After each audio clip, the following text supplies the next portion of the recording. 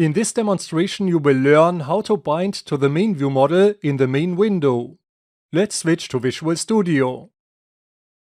In the previous clip, you created this main view model class that contains a customer's view model that is stored here in the selected view model property. Now let's use this main view model in the main window. But before that, let's expand here the view folder and let's open the code behind file of the customer's view.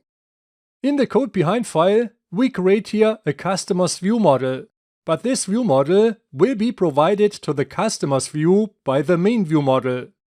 This means you can delete here everything except the initialized component method from the constructor. Let's also delete here the customer's view loaded event handler, and let's also delete here the view model field.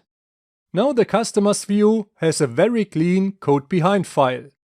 Let's go back to the Solution Explorer, and now let's open the code behind file of the main window. First, I press Ctrl- on the usings to remove the unnecessary usings. Let's also remove this comment on the main window class.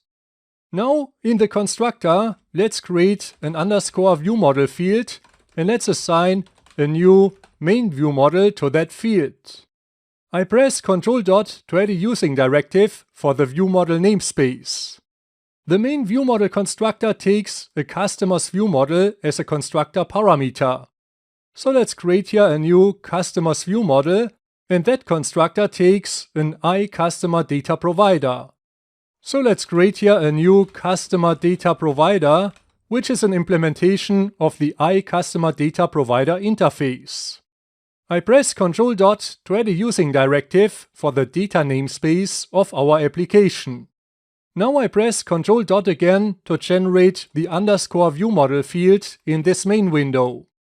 Let's also add here a semicolon at the end, and let's add also a line break to this very long line.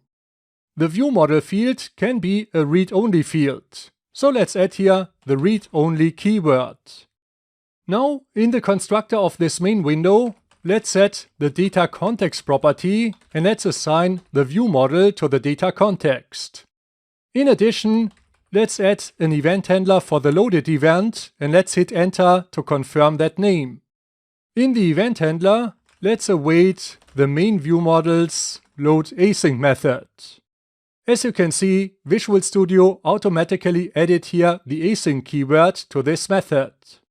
Now the code behind file of the main window is complete and you have the main view model in the data context. So let's go to the Solution Explorer and let's open the main window SAML file and let's bind to the properties of the view model. When you scroll down, you can see here the customer's view. You haven't set its data context property to the customer's view model. This means when you run now the application, no customer is visible in that control. Let's keep the application running and let's go back to the main window SAML file. Here on the customer's view, let's bind the data context property to the main view model that is in the data context of the main window, and the main view model has a selected view model property that contains the customer's view model. Now let me bring up the application again.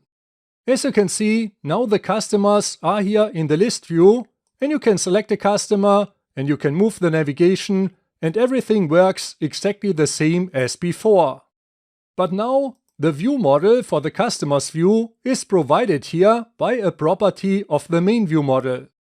This allows you now to replace this hard-coded customer's view here with a content control and a data template. Let's do this in the next clip.